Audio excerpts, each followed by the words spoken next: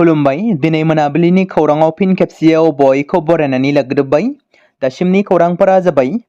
गिबि खौराङाव दङ आथिखालाव बर' समाजाव मानो गले गले फिसाय गोनां हिन्जावा खारो, मानो गावनि आंगो नखर फिसाय थाखाब्लाबो फिसाय नखर आरो गथ' गथायखौ गारनानै मानो गुबुन हौवाजों खारो। दिनैनि दिनाव फिसाय गोनां खारनाय बर' आइजो गोमानाय जाथाया गोदान बाथ्रा नङा। बेबायदिनो फिन आरोबाव हाबा जाखानाय बर' आइजोआ नखर गारनानै खारदों। थारैनो बर' समाजाव हाबा जाखानाय आइजोफोरा नखर गारना खारनाया बारानिफ्राय बारा जागासिनो थादों। थारैनो बर' हिन्जावफ्रा फिसाय गारना खारनाय जाथाया मोनसे हारिमुसो जाबाय नामा? बे सोंलुआ सोमजिदों समाजाव, जेराव सप्ता मोनसेयावनो हाबा जाखानाय हौवा आरो हिन्जावफोरनि मोजां मोनलायनाया बर' समाजाव बेसेबां गनायजाथाव। बेबादिनो चिरां जिल्लानि बेंटल सुबाइजार गामिनि गपिनाथ बसुमतारीनि आंगो बिसि मनिषा बसुमतारीया थांनाय 28 आगस्ट खालारनिफ्राय दिनैसिम नखर गारनानै बबेयावबा खारनानै दं। खौरां बिजोंनिफ्राय मिथिनो मोननाय बायदिब्ला मनिषा बसुमतारीनि आंगो न'आ बिजनी जलदापारा गामिनि।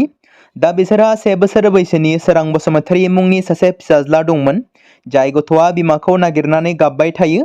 बेराफारसेथिं हालाय-हाफाय दुखुजों फिसाय गपिनाथ बसुमतारीया फोरमायथिनाय बादिब्ला गावनि बिसि मनिषा बसुमतारीया जेरावखि थाया जायजों खारलांदों उन्दै गथ'खौ गोसोखांनानै फैफिननो थाखाय खावलायदों बिथाङा। लोगोसे सोरबाफोर बबेयावबा नुसनबायोब्ला 7896075930 जानबुं नम्बराव खोन्थाहरनो थाखाय खावलायदों दुखुथिया गपिनाथ बसुमतारीया। नैथि खौराङाव दङ 29 नं सुक्लाय सेरफां ब्लक BPFनि मददाव बास गारि आरो बाइकजों आशीर्बाद जात्रा हाबाफारि बानजायदों। गं 100 बास गारि आरो गं 1000 बाइकजों आशीर्बाद जात्राखौ सुक्लाय सेन्ट्रेल स्टेडियामनिफ्राय बाङालिपारा नाग्रिजुलि जानानै तामुलपुर बरकाटासिम रोजा रोजा सुबुंफोरनि बाहागो लानायजों रेलिखौ खालामनाय जादों।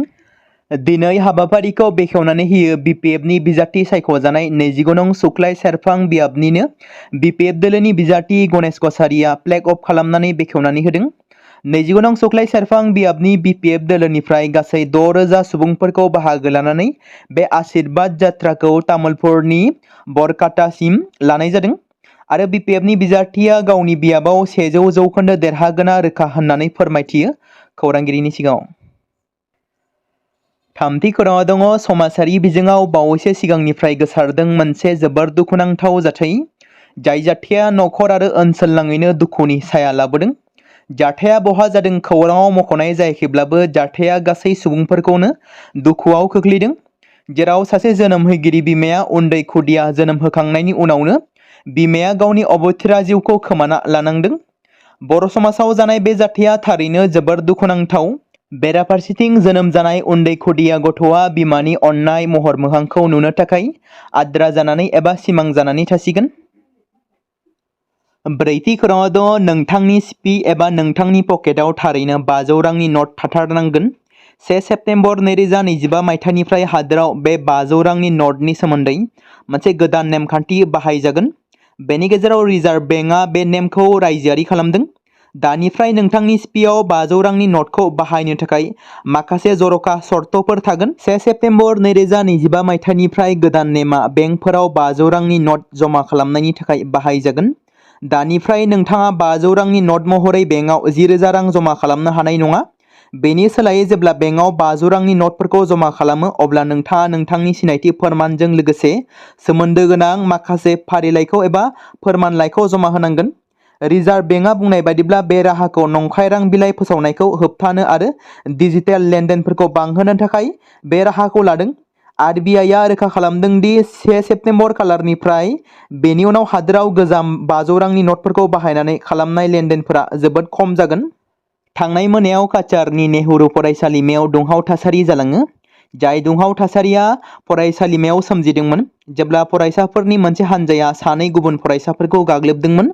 बे थासारिखौ सामलायनो थाखाय फरायसालिमायाव मोनसे कमान्ड' इउनिटजों लोगोसे गोबां माखासे पुलिसफोरखौ थिसननो गोनां जादोंमोन। मंगलबाराव फरायसालिमायाव बरायनाय फोरबोनि समाव माखासे फरायसाफोरा मोनसे फिसा बाथ्राखौ लानानै सानै गुबुन सुबुंफोरखौ गाग्लोबदोंमोन आरो बे दायनि थाखायनो सानै फरायसाफोरखौ फरायसालिमानि बायजोआव आरो थाखो खथानि सिङाव जोबथेनानै दोननाय समाव बुनाय जादोंमोन। बुनाय समाव बेखौ दाय होनाय जायोदि सानै फरायसालिमानि फोरोंगिरि आरो गुबुन मावफारियाफोर दंमोन। बे जाथायाव किशन शर्मा आरो निशि सिंहआ गोब्राबै जोखोम जायो आरो बे समाव जोखोम जानाय फरायसाफोरखौ जायगानि देहा फाहामसालियाव थिसननाय जादोंमोन। बेराफारसेथिं फरायसाफोरा ओनसोलारि देहा फाहामसालियाव दायनिगिरि फरायसाफोरखौ हमनांगौनि दाबिजों बुधबाराव गासै सानावनो हेंथा दिन्थिफुङो। बे समाव मोनाबिलियाव मणिपुरी मिरा पैबे आफाद आरो फरायसा आफादफोरनि गोबां आइजोफोरा हेंथा दिन्थिफुंनायाव बाहागो लादों होनना सुलुङाव फोरमायदों। बिथांखि आय'गनि बारग' सोद्रोमा सैयदा हामिदा गुवाहाटीयाव नोगोरारिफोरनि मेलाव फिन खेबसेबाव बांलादेशी हाबफैग्राफोरखौ गनायथि होनो नाजानायनि बेरेखा गावनि फिनजाथायखौ फोरमायदों। गिबि मन्त्रि डक्टर हिमन्त बिश्व शर्माया फोरमायनाय बायदिब्ला मोनसे जर'खा खौरां मेलाव गिबि मन्त्रिया बुंदोंमोन दि आसामा हाबफैग्राफोरनि आश्रय नङा, बिसोरखौ जायखिजाया थासारियाव गनायथि होनाय जानाय नङा। सैयदा हामिद बायदि सुबुंफ्रा बैफोर हाबफैग्राफोरखौ गनायथि होनो नाजाबाय थायो। गिबि मन्त्रिया बेखौबो हुमखि होनानै बुंदोंमोन दि जुदि सैयदा हामिदा फिन आसामाव दावबायफैयो अब्ला आयेनारि राहा लानाय जागोन। बबेखानि बिथाङा रोखा खालामदोंमोन दि आथिखालाव आसाम सोरखारा बिथांनि बेरेखायै केस होनायनि जेबो सानथांखि गैया। बिथाङा बेखौबो बुंदोंमोन दि आसाम सोरखारा बिथांनि बेरेखायै जेबो दाय होनो गोसो गैया। जुदि बेबादि नालिस दाखिल खालामनाय जायोमोन अब्ला बियो बिथांजोखौ धोनि खालामगोन। चिरां जिल्लानि बासुगाव सोहोरनि साखाथियाव थानाय काग्राफारि कामारदांगा गामियाव मावथांखि लुफुंनाय थावनियाव जायगानि थागिबिफोरा हिन्दुस्तान पेट्रलियाम कर्परेसन लिमिटेडनि हेंथायै गोख्रों खुद्रिसारदों। काग्राफारि आरो कामारदांगा गामिनि थागिबिफोरा सोमावसारनानै हायुङारि निगम SBCCL खौ गावसोरनि अजद होसेयावबो गावसोरनि पेट्रलियाम आरो संग्रा गेस दोनथुमनाय मावथांखियाव लुबाय थानायनि दाय होदोंमोन। बबेखानि सोलिबाय थानाय लुनाय खामानिनि समाव SBCCL थामहिनबा लुनाय मावथांखि खामानिनि सायाव बिबानगिरिफ्रा अजद होनाय बादियै काग्राफारि आरो कामारदांगा गामिनिफ्राय दै लाबोग्रा गासैबो दै बोहैलांग्रा लामाफोरखौ होबथादोंमोन। बेनि फिथाइ महरै गामिफोराव एसे अखा हानायावनो गिख्रंथाव दैबाना सोमजिहोयो, जायनि जाउनाव लामानि जाम्फैफोराबो बन्द जाबाय थायो। बे दै बोहैलांग्रा लामाफोरखौ होथेनायनि उनाव गामिनि सुबुंफोरा SBCCL बिबानगिरिफोरनो गावसोर मोगा-मोगि जानांनाय जेंनाफोरनि सोमोन्दै लिरनानै फोरमायदों। मिरु केबिनेटआ 12,328 कौटि रां खरसा खालामनानै रेलवे मावथांखि गनायथि होदों।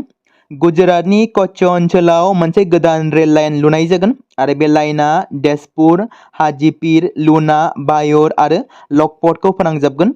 बे मावथांखिनि थाखाय खरसाया 2,526 कौटि रां जागोन। माल्टी ट्रेकिं मावथांखिफोराव सेकेन्द्राबाद-वारी, बागलपुर, जमालपुर आरो पुरक'टिं निउ तिनसुकिया लामाफोर दं। बेफोर मावथांखिफोरनि थांखिया गोबां रायजोआव रोगाथाइ आरो फोनांजाबनायखौ साबसिन खालामनाय। गुजरात, कर्नाटक, तेलेंगाना, बिहार आरो आसामनि मोन 13 जिल्लाफोरखौ लाफानाय बे मोनब्रै मावथांखिफोरा भारतारि रेलवेनि आथिखालनि नेटवर्कखौ 565 किल'मिटारसो बांहोगोन। सोरखारा मोनसे बिबुंथियाव फोरमायथिनाय बायदिब्ला PM गति शक्ति हायुङारि मास्टार प्लाननि सिङाव बिथांखिखौ लानाय जादों।